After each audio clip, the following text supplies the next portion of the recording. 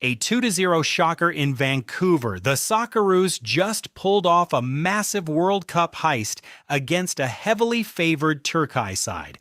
Australia surrendered the ball, but never the dangerous spaces. Keeping a shape that didn't lose its focus all night, Turkey dominated early possession, but that Irankunda breakaway at 27 minutes completely flipped the script.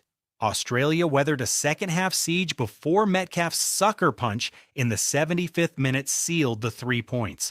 Australia sat so deep they were practically in the stands. They chose a low block, essentially parking a gold and green bus. They allowed 71 midfield line-breaking passes, waiting to pounce only when Turkey entered the final third. Those counterattacks were lightning, just 17 seconds from a save to Irankunda finding the net.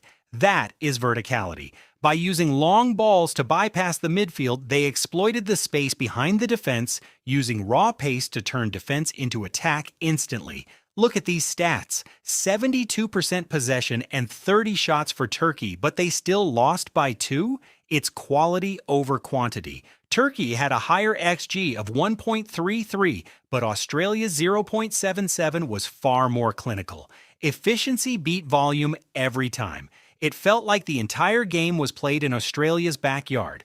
The field tilt was heavily skewed. Australia recorded 55 clearances, with every cross seemingly meeting a yellow shirt to keep the red wave at bay. The midfield was a war zone. Metcalfe and O'Neill worked their socks off to protect that back five. Their rest defense was key, meaning they were always positioned to stop a counter. They won critical duels and used transition moments to launch those lethal strikes. Massive result.